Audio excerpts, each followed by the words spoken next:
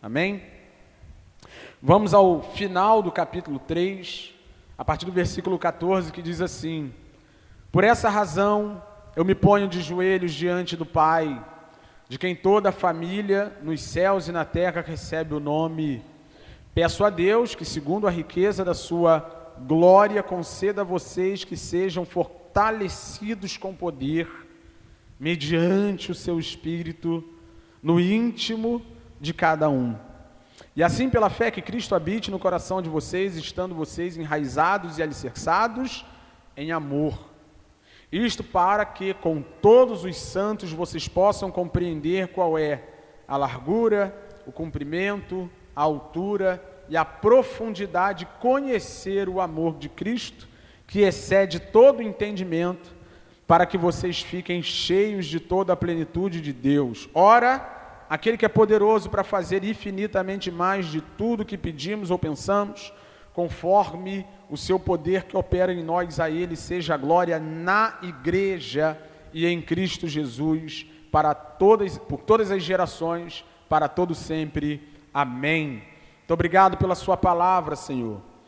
Nós somos eternamente gratos a Ti, porque o Senhor não nos deixou órfãos, ó Deus, de direção, de orientação, de instrução, carentes de ouvirmos a sua voz. Pelo contrário, o Senhor, de maneira muito cuidadosa, muito zelosa, de maneira muito intencional, estabeleceu, ó Deus, a Santa Escritura como palavra do Senhor, a fim de que nós, o seu povo, tenhamos, ó Deus, como nos relacionar contigo, ouvir a sua voz, entender o que o Senhor deseja para as nossas vidas. Contudo, a não ser que seu Espírito atue por meio da palavra, ó Deus, será só informação e nós precisamos de revelação.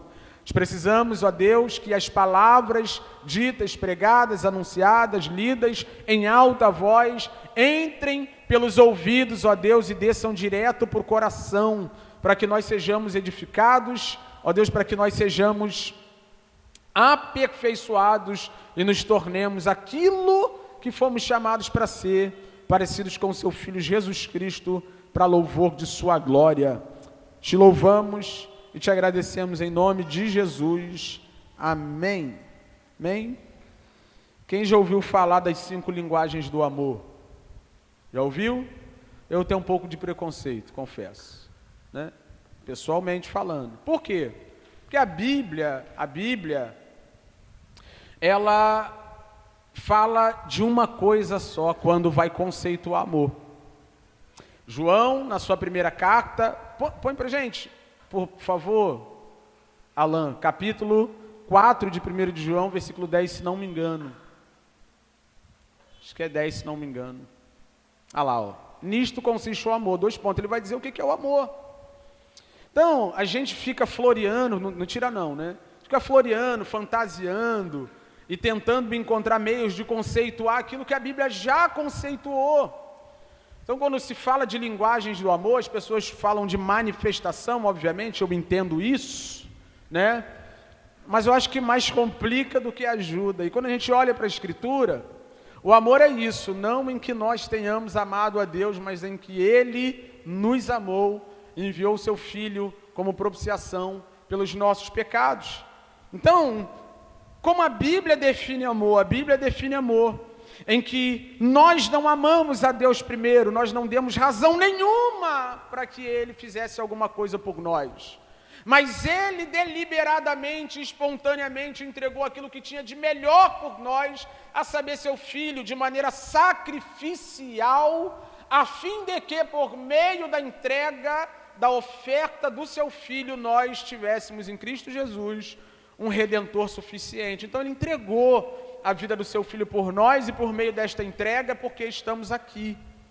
Então o que é amor à luz das Escrituras? À luz das Escrituras, amor é essa disposição de Deus neste caso, mas isso serve para qualquer um de nós, de entregar aquilo que nós temos de melhor e que de fato é necessário pelo bem da vida do outro. É o sacrifício, serviço deliberado, sacrificial, para que o outro seja abençoado. Isso é amor.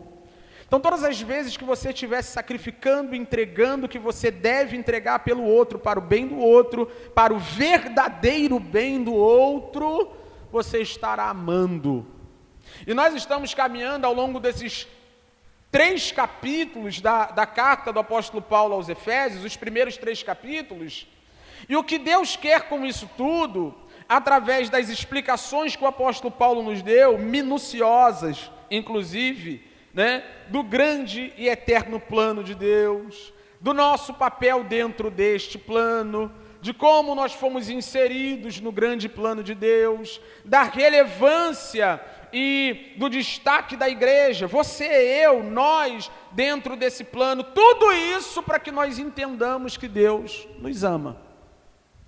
Que Deus nos ama por meio do seu Filho Jesus Cristo, nosso Senhor. Então, o que eu quero com a mensagem de hoje comunicar aos irmãos? Eu não, a Escritura, nós vamos ver isso. Que você compreenda o quanto Deus amou você. O quão amado você é. Nós vamos ver que, na verdade, o apóstolo Paulo até fala de dimensões.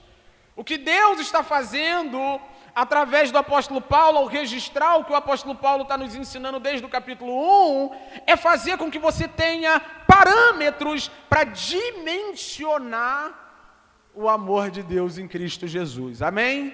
Então, que o Espírito de Deus me ajude a pregar a ponto que você saia daqui se sentindo amado.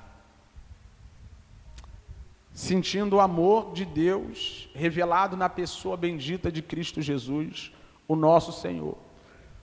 Pode sair daqui, com fome, ainda duro, com essas coisas todas, mas amado.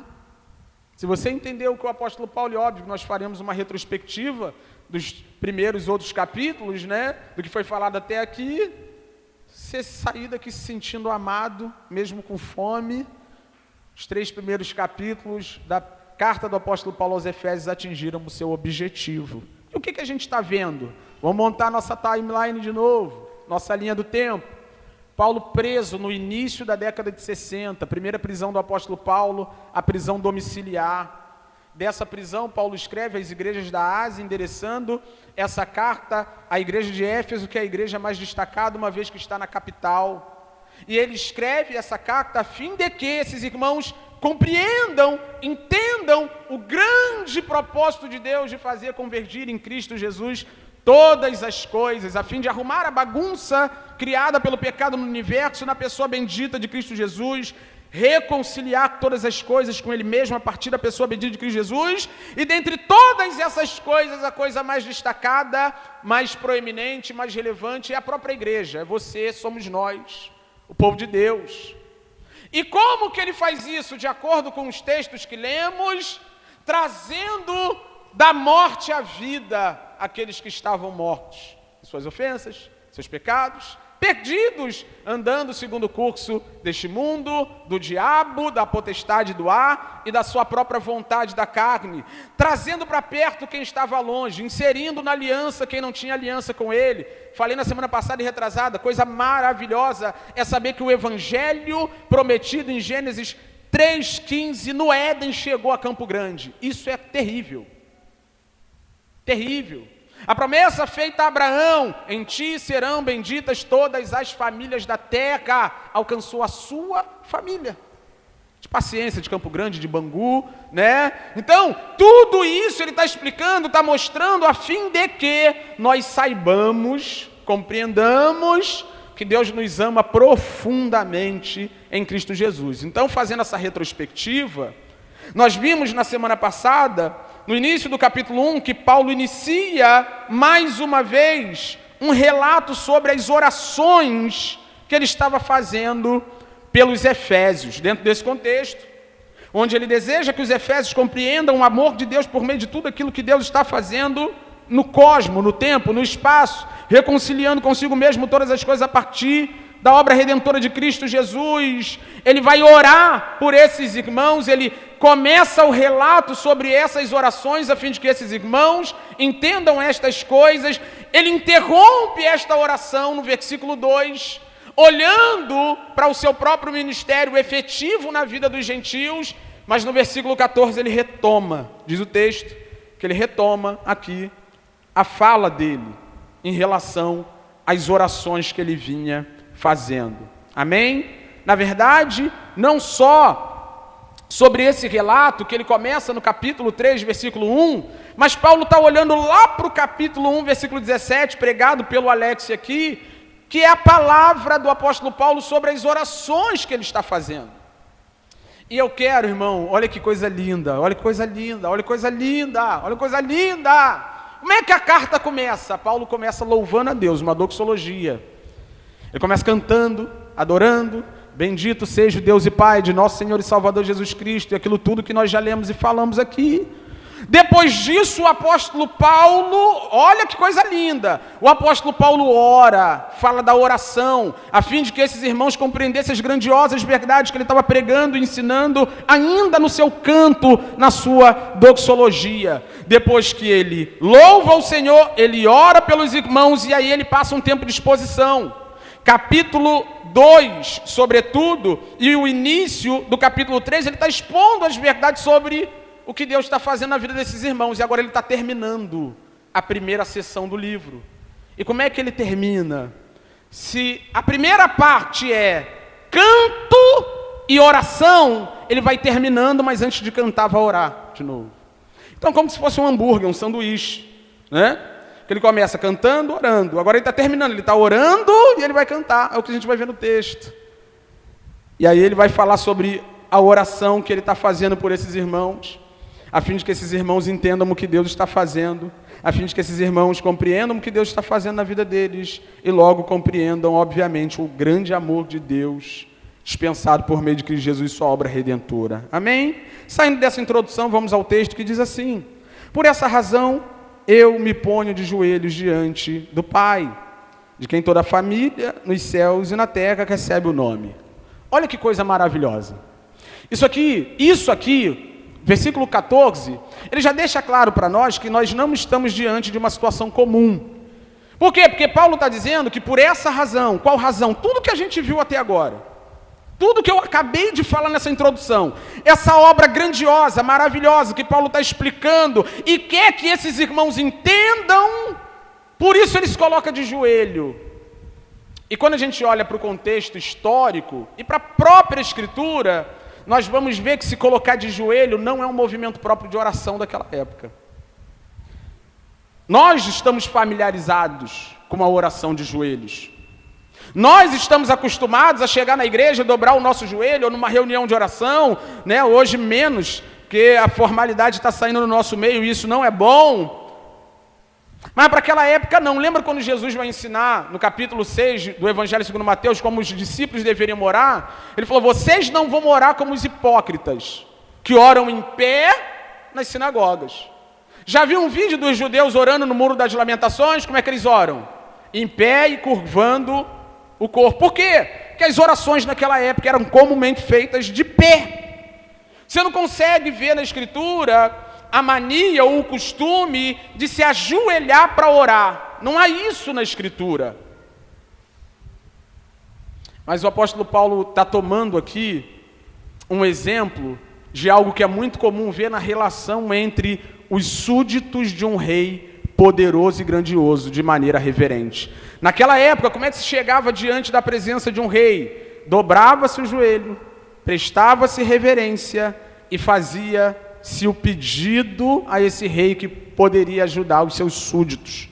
Então Paulo vê essa história da compreensão do grande plano de Deus, o que Deus está fazendo por meio de Cristo na igreja dele, como algo tão extraordinário, tão significativo, tão poderoso, tão profundo, que ele fala: esse negócio é tão profundo que por isso eu me dobro.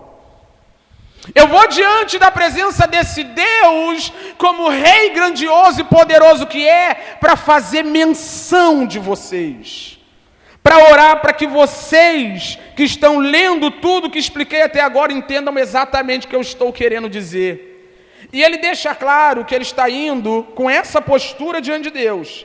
Primeiro ele diz que ele se coloca de joelho, diante do Pai, e no versículo 15 ele vai falar sobre a grande autoridade de Deus sobre todas as coisas. E é aqui que a palavra pai não pode ser levada em consideração de maneira leviana. É pai, mas é rei. E por isso se dobra o joelho diante desse grande rei. É pai, mas é o criador de todas as coisas. E olha o que ele diz no versículo 15. De quem toda a família nos céus e na terra recebe o nome, ou seja, a identidade da criação é o nome do próprio Deus. Deus é o Pai de todas as coisas, Ele é o Criador de todas as coisas. Todas as coisas estão diante dele como sua propriedade, uma vez que ele criou todas as coisas e ele colocou o seu próprio nome, a sua própria identidade em toda a criação, que está bagunçada pelo pecado, afetada pelo pecado, comprometida pelo pecado, mas continua sendo dele. Olhe para isso, irmãos. Olhe para isso. Paulo entende que Deus está trabalhando nesta criação que leva ao nome dele. Que Deus tem um plano profundo, como nós vimos aqui, magnífico para esta criação, e é diante desse Deus, que é Pai da criação, Pai de todas as coisas no céu e na terra, que Paulo se dobra, se prostra, para falar da necessidade que esses irmãos têm de compreender o que ele está fazendo. Então perceba, e isso é uma coisa para mim como pastor levar em conta, né? Na verdade estou aprendendo muito com essa carta, fazer algumas aplicações no meu próprio ministério, né? Eu sei que tem gente que despreza a grandeza de Deus, o senhorio de Cristo, a posição desse pai que é pai, mas é rei. Eu sei que tem poucas pessoas que consideram a necessidade de, por esta causa, ou por muitas outras causas, se colocarem de joelhos na presença dele, mas o apóstolo Paulo não. E aí você de repente nem sabe, mas muito do que te alcançou é fruto de alguém que entendeu a reverência que você não entendeu e foi para o joelho diante desse Deus. Você já pensou nisso? Que muito do que Deus fez na sua vida fez porque alguém decidiu se ajoelhar diante do Deus que você não se ajoelhava? Os efésios estão vivendo desesperados, confusos, aflitos, porque o apóstolo Paulo está preso, o seu grande líder está preso, mas é nessa prisão que Paulo tem tanta convicção da grandeza de Deus e do seu plano, que ele fala, vou me ajoelhar aqui. E isso é lindo, porque Paulo não se ajoelha para que os irmãos fiquem ricos. Paulo não se ajoelha para que os irmãos mudem de endereço e vão para um condomínio de luxo. O que faz Paulo se curvar é a necessidade daqueles que ainda não compreenderam a grandeza do Evangelho, de compreender ela. Nós devemos nos colocar de joelho diante de Deus, a fim de que Ele esclareça aqueles que ainda estão obscurecidos.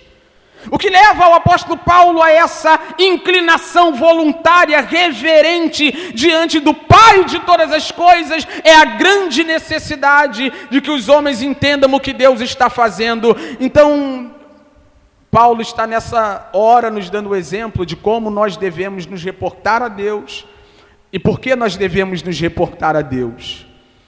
Não apenas por aquelas coisas que nós esperamos que Ele faça por nós, por aquelas coisas que nós desejamos que Ele nos dê, não apenas por aquelas coisas que são nossas próprias necessidades, mas está na hora de você se colocar de joelho por alguém que ainda não entendeu a grandeza do Evangelho. É o que Paulo está fazendo aqui. Paulo já entendeu que esse Deus é rei, é grande, por isso ele se dobra, mas quantas pessoas não entenderam isso ainda? Vou trocar por miúdos. Quanto tempo tu não ora por um perdido, irmão? Quanto tempo nós não oramos por um irmão que ainda não entendeu?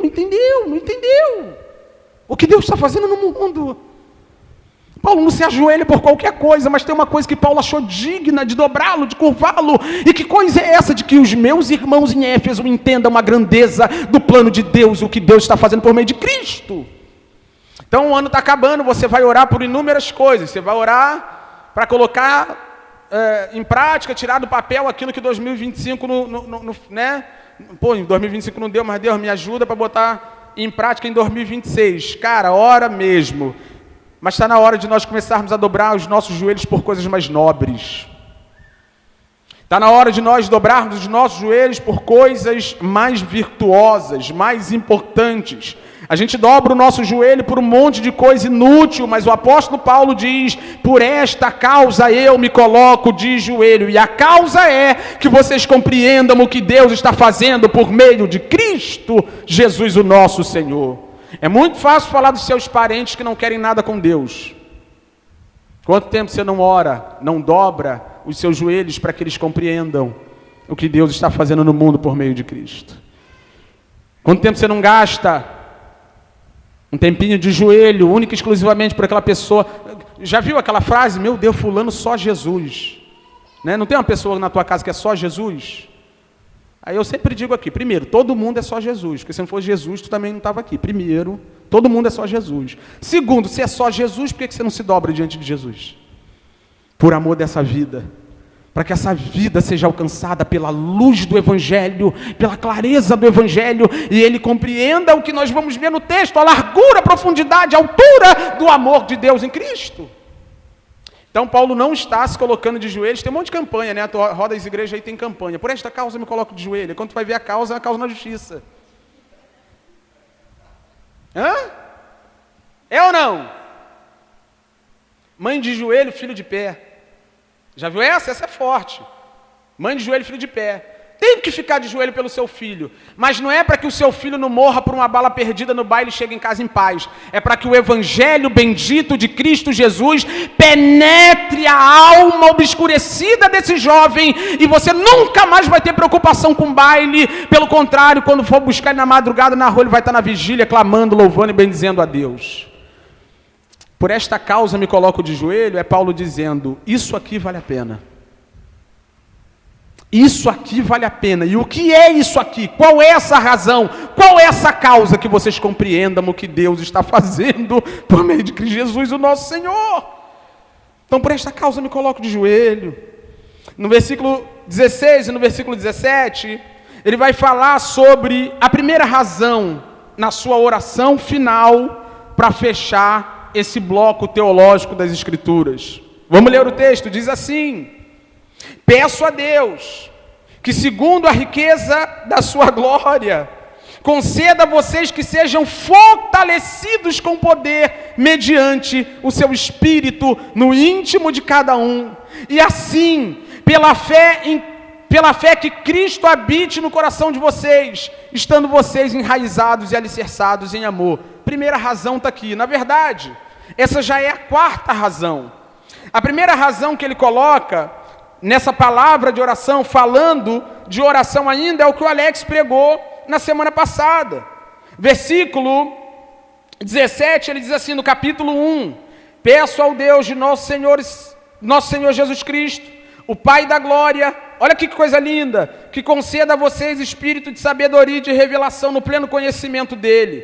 Peço que ele ilumine os olhos do coração de vocês, para que saibam qual é a esperança da vocação de vocês. Primeira coisa, nas orações de Paulo, Deus precisa iluminar vocês, para que vocês saibam qual é a esperança da vocação de vocês. Alex pregou maravilhosamente bem aqui, há umas 3 ou 4 semanas atrás. Esse é o desejo do apóstolo Paulo, que Deus ilumine vocês e vocês saibam qual é a verdadeira esperança da salvação que os alcançou. Irmão, quem sabe aqui para o que foi salvo? Para o que foi salvo? Para o que você foi salvo? Sabe? Você sabia que a maioria de nós vive e não para pensar nisso? Para que Deus me salvou? Essa é a esperança da minha vocação, do meu chamado, da salvação. Foi o que o Alex pregou. Aí ele continua. Para que saibam qual é a esperança da vocação de vocês, qual é a riqueza da glória da sua herança nos santos, e qual é a suprema grandeza do seu poder sobre nós, os que cremos, segundo a eficácia da força do seu poder. Primeira coisa que ele quer, eu quero que vocês entendam a esperança da vocação, do chamado, da salvação que os alcançou. Qual é a esperança que vocês têm na vocação que receberam? Primeira coisa. Segunda coisa, que vocês tenham consciência clara do poder que está operando em vocês. Irmão, isso aqui é o que eu estou falando, essa carta é terrível. Os teólogos, pensadores, históricos, Dizem que essa carta é a carta mais espiritual, mais mística, o texto mais místico do texto bíblico, e é mesmo. Porque quando você vai lendo ele, parece que o apóstolo Paulo está falando sobre, de novo, uma obra de ficção. Irmão, tu já pensou no poder que opera em você? Não, só tu olhar tua vida pregressa, olha para trás, tu vai ver, se isso aqui não fosse Deus. E não tem 5 passos para a derrota, 5 passos para a vitória, não tem nada, irmão. Se o Espírito de Deus não transforma o homem numa nova criatura, e é muito louco, por quê? Porque ele transforma o homem numa nova criatura e continua atuando lá, aperfeiçoando o homem, mudando o homem, capacitando o homem, levantando o homem, colocando o homem de pé, transformando o homem, habitando no homem. O poder de Deus está operando na igreja. E Paulo quer que a gente entenda isso, porque a gente despreza isso. Nós costumamos colocar nossa esperança nos poderes desse mundo, no poder econômico, no poder político, no poder das relações, no poder do network. Tem muitos poderes relevantes nessa vida, mas o que é maior do que o poder que opera na igreja? Então Paulo quer que eles entendam isso. Então, esses são os 2 primeiros temas da oração do apóstolo Paulo. Esse aqui já é o 3º tema. Peço a Deus, de novo versículo 16 do capítulo 3, peço a Deus que segundo a riqueza da sua glória, conceda a vocês que sejam fortalecidos com poder mediante o seu Espírito. Então o que Paulo está pedindo aqui? Senhor, fortalece esse povo. Irmão, olha a oração do apóstolo. Senhor, fortalece esse povo. Quem aqui não precisa ser fortalecido, irmão? Não, fala aí. Não? No Espírito. Quem de nós aqui não precisa que o Espírito de Deus venha sobre nós e nos coloque de pé? Sabe o que eu costumo ouvir muito nos gabinetes, quando você tem alguém que está mais para lá do que para cá? Pastor, estou fraco. Pastor, estou fraco. Irmão, eu lembro, tenho memórias aqui, de um momento específico da minha vida, lá em casa, né? Bem que Lana está aqui, que Lana fica falando que eu fui contando história de sofrido. Mamãe, eu lembro o que é ficar com fome. Eu lembro, pô, o que é dormir sem janta. E no dia seguinte ficar mole na cama, minha mãe correr para fazer um negócio, uma luta, não vou entrar em detalhe não, mas uma luta. Fraco, corpo mal nutrido, sem forças, sem disposição, sem ânimo, aí tacava logo um angu doce com o café para dentro, angu doce no café e no almoço salgado. É ou não? E aí daqui a pouco o corpo já ia, aí meu Deus. Os nutrientes iam sendo espalhados pelo organismo, o organismo ia absorvendo os nutrientes do angu. Por que você acha que a vida espiritual está assim?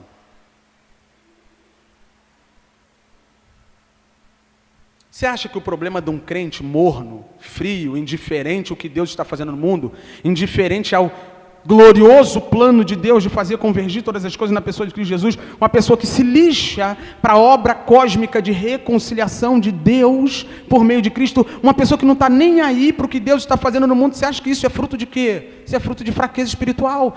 E fraqueza espiritual nada mais é do que a ausência de nutrientes espirituais. Porque de picanha o bucho está cheio. Só prato instagramável que se fala, né? Para num restaurante legal, tu vê, eu tiro mesmo, tô nem aí.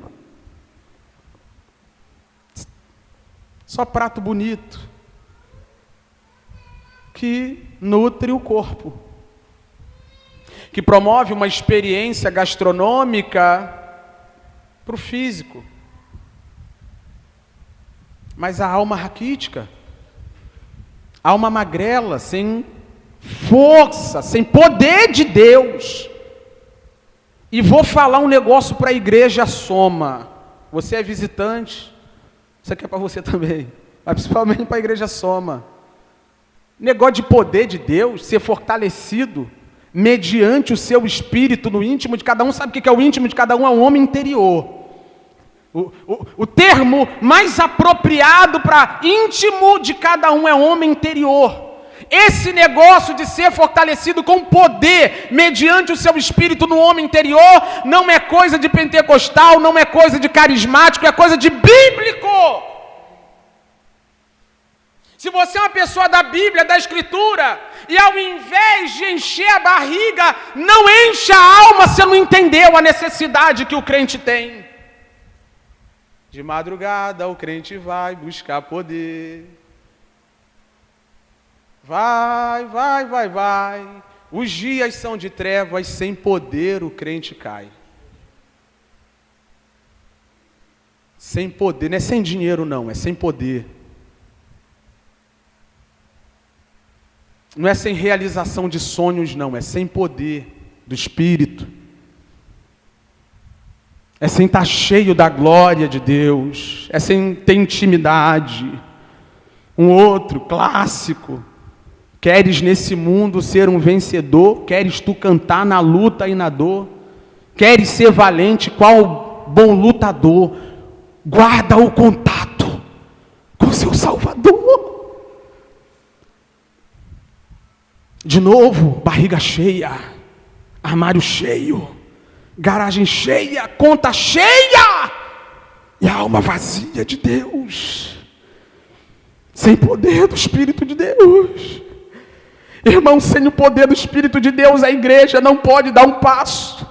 Atos 2, irmão, a igreja é empoderada para a evangelização, mas quando você vai lendo as cartas, o Novo Testamento, o apóstolo Paulo falando, os apóstolos falando, eles vão dizer que a igreja precisa de ser revestida não só para evangelizar, mas para sobreviver. É uma questão de sobrevivência, ser cheio desse poder que opera em nós, que Paulo já citou e agora ele esclarece. Esse poder é mediante o Espírito de Deus.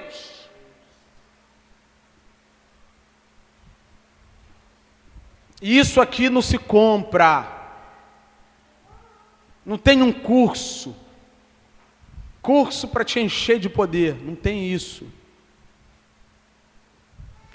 Isso aqui tem uma consciência clara daquilo que Deus está fazendo no mundo por meio de Cristo.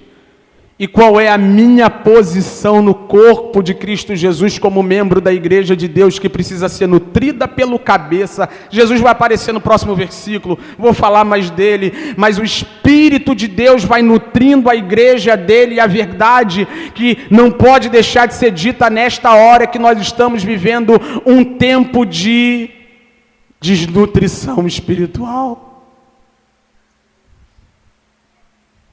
O que há no nosso meio são alguns, pelo que se vê, obesos intelectuais. Doutrina de cabo a rabo, sabe tudo, explica que é uma beleza, compartilha pra caramba nos Instagrams da vida. Mas o que é obesidade se não também uma nutrição equivocada? É ou não é, Maiara? É uma nutrição equivocada, obesidade é uma nutrição equivocada. E nós fomos chamados para ser um corpo saudável, cheio do Espírito Santo de Deus, irmão. Eu queria que nessa hora você refletisse um pouco sobre a última vez que você teve a certeza que o Espírito de Deus estava agindo na sua vida. Reflete sobre a última vez que você teve clareza de que o poder de Deus estava conduzindo as coisas, que o poder de Deus estava te dando orientação, que o poder de Deus, tu olhou assim, tu falou assim: meu irmão, se eu tivesse sem Deus agora, eu tinha pulado de cabeça, mas o poder de Deus te travou, o poder de Deus te guardou, o poder de Deus te envolveu, o poder de Deus te cobriu, o poder de Deus te privou, o poder do Espírito Santo de Deus conduziu a sua vida e guardou a sua alma. Então o que Paulo quer nessa oração? Que esses irmãos entendam isso e sejam fortalecidos. Eu quero que esses irmãos sejam fortalecidos. Fortalecidos. Irmão, que o Senhor te fortaleça hoje. Nenhum pastor, nenhum discurso, nenhum puxão de orelha, nenhum gabinete, nada disso pode mudar a mentalidade de um crente. Somente o poder do Espírito de Deus pode mudar a mentalidade de um crente. É Ele que traz à luz a nossa mente. Que o Espírito de Deus abra os seus olhos hoje pela manhã, e pelo poder do Espírito de Deus tu saia daqui fortalecido, com a musculatura espiritual revigorada. Os dias são de trevas, sem poder o crente cai. Sem poder o crente cai, irmão. Sem poder o crente cai. Tem um monte pelo caminho aí.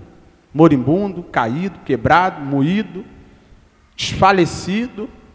E vou te falar um negócio aqui. Essa é forte. Isso que eu vou te falar aqui é para tu ficar ligado. Os enfermeiros estão escassos, hein? Quer que eu traduza? Antigamente era mais fácil ter um grupo de visita disponível para ir atrás de quem caiu, hein? Hoje os crentes querem trabalhar, encher a conta de dinheiro e viver a vida pessoal. Antigamente, as velhinhas, as irmãs, os irmãos, calça de tergal, um pé do chinelo dava 2 pés do cabra, mas ele ia arrastando aqui, ó, e chegava lá. Confesso que teve muito equívoco, porque como pastor de igreja eu sei que ninguém é criança aqui. Um dia alguém falou assim para mim, pastor, e Jesus que deixou as 99 e foi atrás de uma que se perdeu? Eu falei, eu não acredito que você está se comparando com um animal irracional. Você está se colocando no lugar de um animal irracional que não sabe direção de nada? Você não conhece o endereço da igreja? Pastor, estou sem dinheiro para ir. Fala, a gente arruma um Uber. Pastor, estou desanimado, então não posso fazer nada, porque eu também estou aqui. Não, hoje eu estou animado, para a glória de Deus. Mas eu venho desanimado mesmo, irmão. Eu venho desanimado mesmo. Mas também é verdade que hoje tem se negligenciado a vida de igreja, a vida comunitária, os irmãos estão preocupados com os outros, que mandam uma mensagem, que vai atrás. Então até para cair moribundo no caminho hoje está pior, hein? Vai, os dias são de trevas, sem poder o crente cai. Irmão, que o Espírito de Deus te fortaleça, vai buscar Deus, irmão. Vai buscar Deus, vai se importar com a sua vida espiritual, vai nutrir sua vida espiritual, vai mastigar do pão vivo que desceu do céu, vai se encher de Deus, irmão. Se encher de Deus. Versículo 17, olha o que ele diz. E assim pela fé, e aqui a gente precisa ler essa transição do versículo 16 para o versículo 17, como se fosse uma sequência natural para a gente entender o que Paulo está falando. Primeira coisa que o apóstolo fala no versículo 16 é o que lemos. Conceda a vocês que sejam fortalecidos com poder mediante ao seu espírito, no íntimo de cada um. Então Paulo está desejando que esses irmãos sejam fortalecidos pelo poder do Espírito Santo no homem interior. E quando eu sou fortalecido pelo poder do Espírito Santo no meu homem interior, 17... E assim pela fé. Fé é gerada no meu coração, a minha fé é vivificada, é desenvolvida, é fortalecida, e que Cristo habite no coração de vocês. Segura. Está vendo? Fortalecido pelo poder do Espírito no homem interior, que gera fé no coração, e uma vez a fé gerada no coração, Cristo é habitante do meu coração. Aí você que é bíblico está se perguntando, Wesley, mas todo crente regenerado não é habitado pelo Espírito Santo de Deus? É. Mas Paulo usa essa linguagem aqui a fim de que você entenda que dentro desta casa tem um habitante que já está imperceptível faz um tempo. Em outras palavras, quando me fortaleço do Espírito, quando sou cheio de fé, o Cristo que habita em mim se faz notório de novo. Já viu uma casa que tem gente, mas parece que não tem ninguém? Já viu ou não? Que você fala, tá muito quieto. Quem tem criança então, Jesus, está muito quieto aqui. Olha assim, fala, cadê? Está muito quieto. Irmão, ninguém vai achar normal que uma casa seja habitada e tenha tão pouco movimento, tão pouco barulho, tão pouca ação. A linguagem que Paulo usa aqui é para que nós nos lembremos que uma vez fortalecidos pela fé, Cristo Jesus, que é o nosso habitante, vai ficar claro que habita lá. Olha isso aqui que eu vou dizer para você, irmão. Escuta o que eu tenho para te dizer nesta hora. Quanto tempo você não percebe que tem alguém morando aí dentro?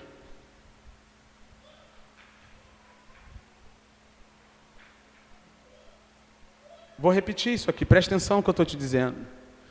Quanto tempo tu vai viver na vida no automático e as coisas dentro do seu coração estão tão quietas que nem parece que alguém mora aí? Ai, Jesus habita em mim. Qual foi o último diálogo? Jesus habita em mim. Qual foi a última vez que ele te incomodou? Que você sentiu que ele está lá? Irmão, é óbvio. Nós, sobretudo, olhamos para a Escritura com primazia. A Escritura é central na vida cristã. Mas existe um aspecto místico na nossa experiência. Um aspecto místico na nossa relação com Deus por meio de Cristo. O Espírito de Deus habitando no nosso coração. E quando isso é negado, quando isso é desprezado, a gente desprezou aquilo que é um grande indicativo da nossa relação e do nosso estado com Deus por meio de Cristo Jesus. Vou perguntar de novo. Você que é habitado pelo Espírito de Jesus Cristo, quanto tempo você não ouve a voz dele dentro dessa casa?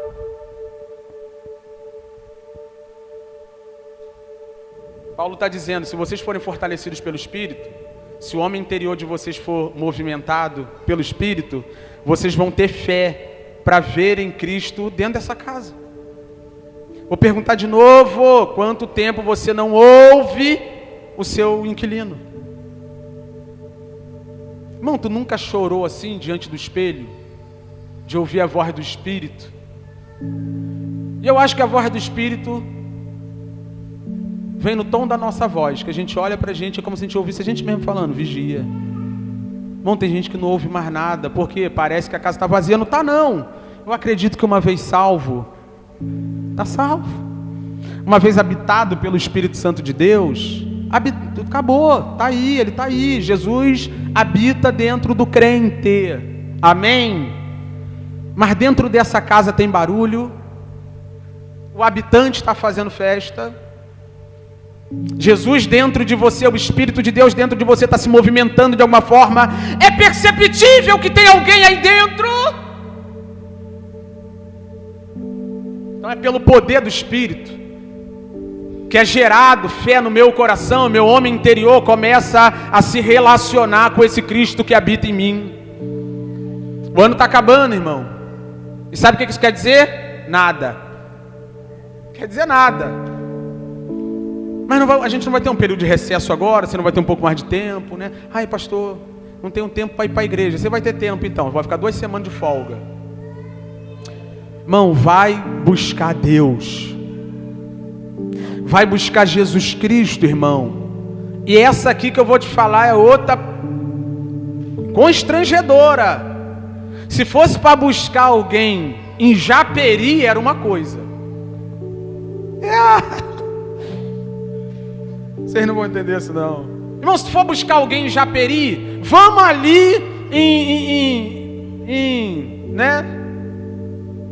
Vamos ali. Do outro lado da ponte ali. É uma coisa. Mas a palavra de Deus está te conclamando a se fortalecer e se relacionar com o habitante que já está no seu coração. Meu Deus! Meu Deus! Wesley, onde eu vou para achar Jesus Cristo? Olhe para dentro de si. Olhe para dentro daquele que habitou no seu coração desde o momento que te converteu. Se você não consegue se relacionar com Ele que habita com você, e a promessa dele é linda, Alex. Eis que estarei convosco todos os dias da vossa vida até a consumação dos séculos. Tua mãe te abandona, seu pai te abandona, seu amigo te abandona, mas Ele está aí. Ele está aí. E nós o desprezamos, nós, sabe? Esse Deus que está nos reconciliando consigo mesmo. Esse Deus está cuidando da nossa vida, transformando a nossa história, nos tirou do lamaçal do pecado, nos ressuscitou. Ele habita dentro de nós e fica lá quietinho, sem ser incomodado, sem ninguém puxar um papo com Ele, sem ninguém trocar uma ideia com Ele. E que o Espírito de Deus hoje te leve, irmão, para o joelho, que você olhe para dentro de si e você diga: Jesus, eu sei que Tu está aí, fala comigo. Não está longe. não está em Japeri, não está do outro lado da ponte Rio-Niterói. Ele é o habitante do seu coração. E é sendo fortalecido pelo Espírito, no poder do Espírito, no homem interior, que pela fé nós voltaremos a olhar para dentro de nós e ter diálogos profundos, relacionamento intenso. Vamos ter uma vida com Cristo Jesus, o nosso Senhor, para a glória de Deus Pai. 18.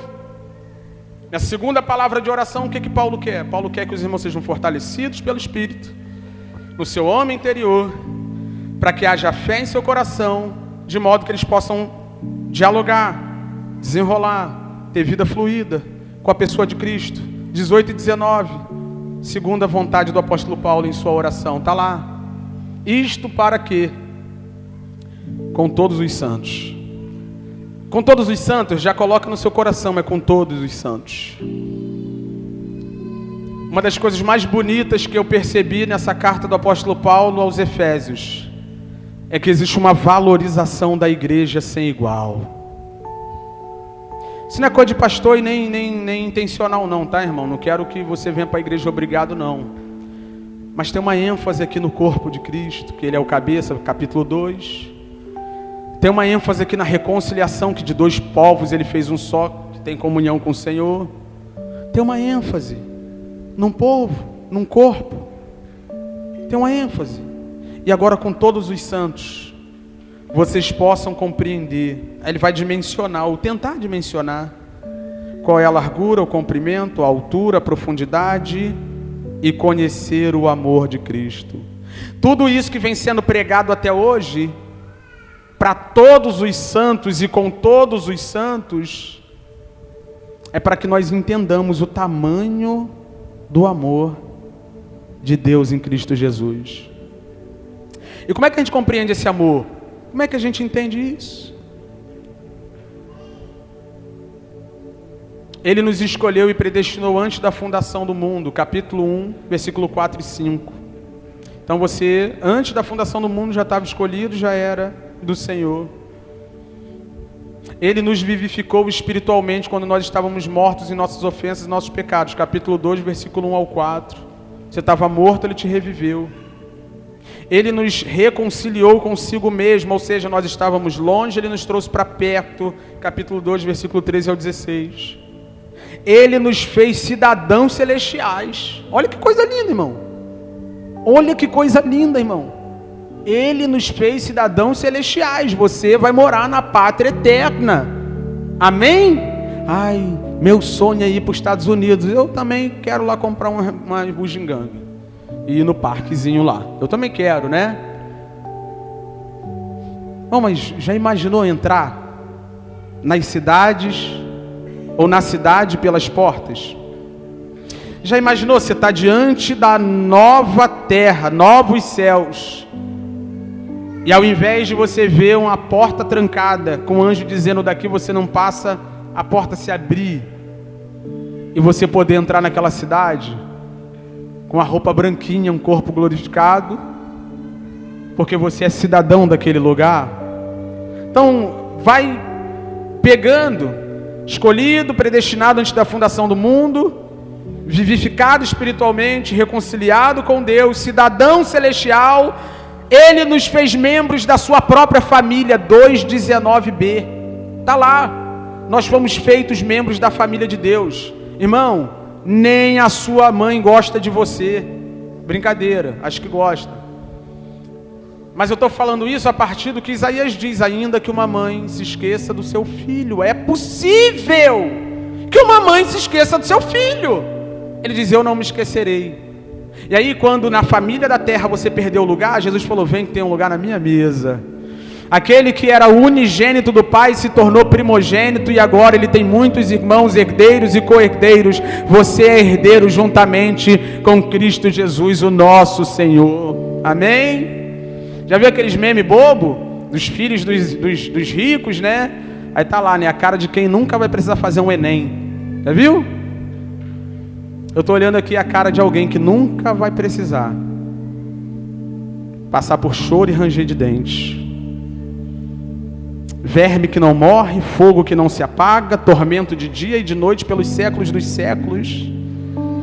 Você foi feito herdeiro juntamente com Cristo Jesus, você é membro da família de Deus. Ele também nos fez um templo espiritual para a sua própria habitação. A igreja é o templo, é o tabernáculo onde Cristo Jesus vai habitar eternamente, para louvor de sua glória. E ele também separou um apóstolo específico. Nós vimos capítulo 2, do versículo 2 ao 9, na semana passada. Ele separou um apóstolo específico só para pregar para os gentios e o evangelho chegasse até nós. Olha quanta coisa boa Deus fez por nós em Cristo Jesus. Eleitos, salvos, reconciliados, membros da família de Deus. Ele foi fazendo isso tudo para quê? Para que você compreenda qual é a altura, a largura. Irmão, qual é a altura do amor da sua esposa por você? Qual é a largura do amor do seu marido por você? Qual é a profundidade do amor dos seus amigos por você? A gente vê por aí, né? Enquanto o dinheiro está na mesa, o amor está disponível. Acabou recurso, acabou conveniência. Enquanto você tem alguma coisa a entregar para oferecer, você é a pessoa mais benquista de todas. Antes da fundação do mundo, Ele já estava te amando. Se coloca de pé. Antes da fundação do mundo, Ele já te queria. No tempo e no espaço, Ele te chamou para perto de si. Como é que nós vamos compreender tudo isso, irmão? Largura, comprimento, altura, olhando para trás. Conhecer o amor de Deus. Versículo 19 ainda, ele diz que esse amor, está lá, ó. Conhecer o amor de Deus em Cristo, né? Que excede todo entendimento. Por que excede todo entendimento? Porque não faz sentido, numa perspectiva logicamente humana, que Deus ame alguém como eu. Amém? Não tem lógica. Obrigado, Alex. Não tem lógica que Deus me ame. Não tem lógica no amor de Deus por você. Fala sério. Você que se conhece. Você que se conhece. Tem lógica? Não tem lógica. Por que Deus me amou? Porque Ele quis. Voluntariamente. Graciosamente. Generosamente. Consultou única e exclusivamente o conselho da sua vontade para me escolher antes da fundação do mundo. Irmão, se você não ficar tonto com isso aqui, meu Deus, qual é a compreensão lógica? Não tem, porque esse amor excede todo entendimento. E ele termina o 19 dizendo para que vocês fiquem cheios de toda a plenitude de Deus. Olha aqui, ficar cheio da plenitude de Deus não é receber uma carga do Espírito babá rolando no chão, não. Ficar cheio da plenitude de Deus é compreender o amor dele por meio de Cristo. Quando você compreendeu o amor de Deus por meio de Cristo, você entendeu a plenitude de Deus. Você foi cheio da plenitude de Deus. A plenitude de Deus nada mais é do que Ele revelado na pessoa do seu Filho, amando pecadores, amando gente como nós. O esforço do apóstolo Paulo é, cara, compreende o que eu estou falando. Entende o tamanho do amor de Deus dispensado sobre a vida de vocês. Igreja Soma, irmãos desta manhã, compreendam, considerem, reflitam sobre a altura, largura, profundidade e comprimento do amor de Deus em Cristo Jesus pela minha e sua vida. Eleito, escolhido, reconciliado, herdeiro de Deus, co-herdeiro com Cristo, cidadão do céu, é com você que eu estou falando. Você não era nada disso e Ele te fez isso tudo por meio do sangue precioso de Cristo derramado naquela cruz. O amor de Deus incompreensível, que excede todo entendimento.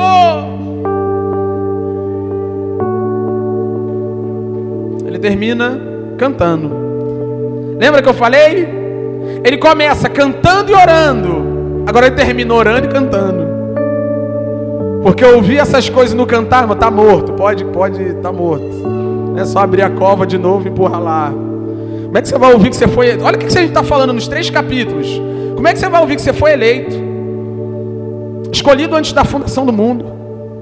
Você foi vivificado quando estava morto. Você foi alvo do poderoso poder de Deus, redundante, mas é isso. Você foi reconciliado com Deus. Como ouvir tudo isso e não cantar? Como ouvir tudo isso e não cantar? Não louvar, não adorar. De novo, o fim da teologia é doxologia. Nós não ficamos aqui fazendo teologia e pregando expositivamente para que as pessoas achem que nós temos algum tipo de diferencial. Não, nós fazemos isso para louvor e glória daquele que é digno. Daquele que é digno. 20 horas! Aquele que é poderoso. Para fazer isso, aqui é música, tá? Para fazer infinitamente mais de tudo que pedimos ou pensamos. Irmão, esse que é poderoso para fazer infinitamente mais do que pedimos e que pensamos, ou seja, o que pedimos e pensamos, a gente pede um monte de coisa boba, irmão.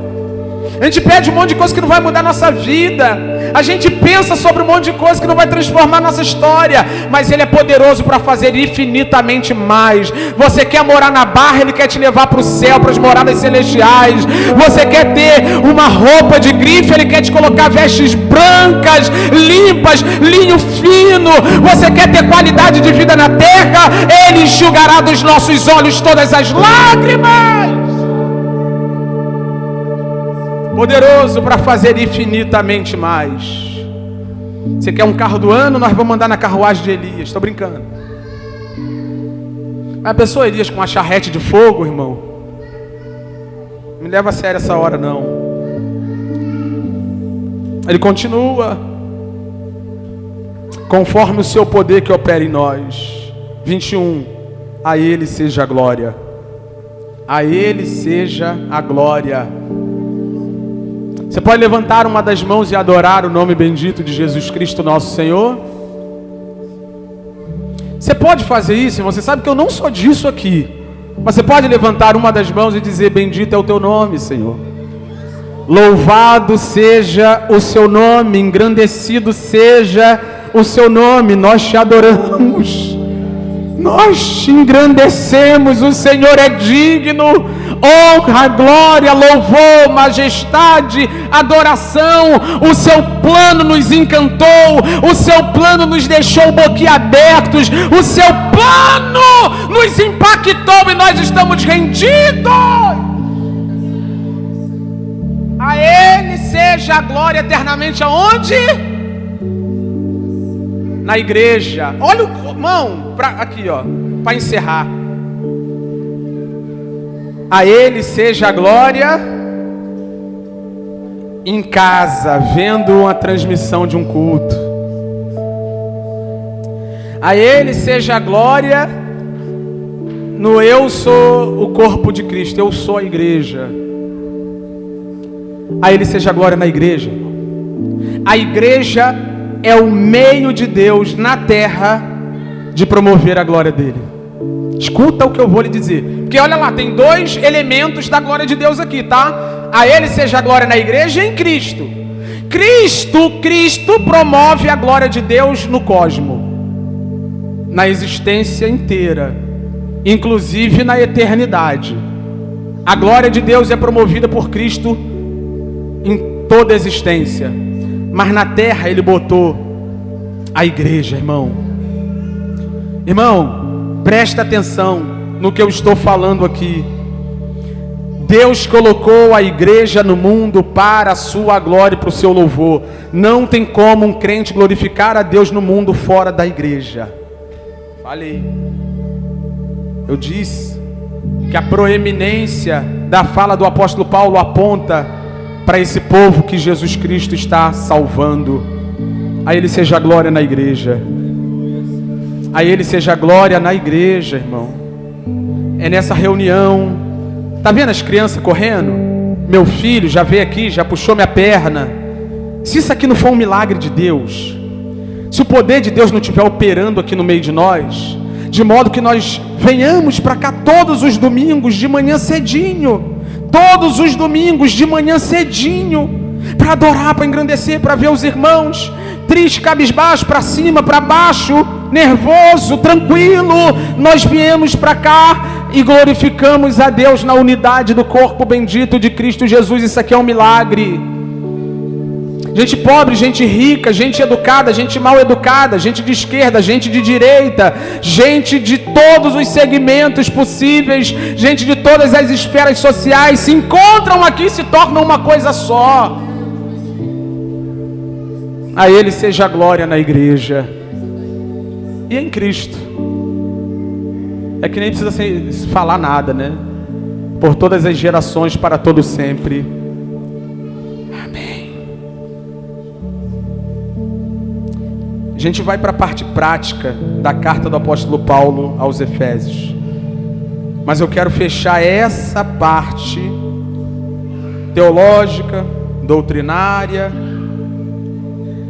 pedindo a você que não perca isso de vista. Não deixe se esfriar no seu coração. Não deixa. Lembre-se de quem você é em Cristo Jesus. Lembre-se do que Deus está fazendo em sua vida por meio de Cristo Jesus. Lembre-se do eterno propósito de Deus de reconciliar todas as coisas, inclusive você com Ele mesmo por meio de Cristo Jesus. E é nisso que nós compreenderemos o tamanho do amor de Deus. E como é que isso foi feito? Pelo sangue derramado, pelo corpo de Cristo moído. Nós vamos celebrar a ceia do Senhor. Nós vamos celebrar a ceia do Senhor, irmão. E você está convidado, você que é membro do corpo, você que é a igreja de Jesus. Ah, Wesley, não sou da igreja Soma não, mas da igreja de Jesus, tá bom. Vamos hoje fazer memória da obra bendita, reconciliadora. Paulo diz isso, 2 Coríntios capítulo 5. Deus estava reconciliando consigo mesmo todo mundo na cruz de Jesus Cristo, o nosso Senhor. Vou dizer para você um negócio, irmão, que é um elogio e de repente você não vai entender nada se não prestou atenção nas exposições até aqui. Seu reconciliado. Um dia a gente estava assistindo Paulo Júnior, né? Lembra, Alex? Ele falou que o jeito de apelidar crente é chamar, vai Salzão, sal da terra, luz do mundo, vai Sal. Meu apelido para os irmãos aqui da igreja é reconciliado. Vou chamar vocês só de reconciliado agora. Vai, reconciliado. Reconciliados. Estávamos longe de Deus, afastados de Deus, reconciliados. E foi na cruz que Jesus fez isso.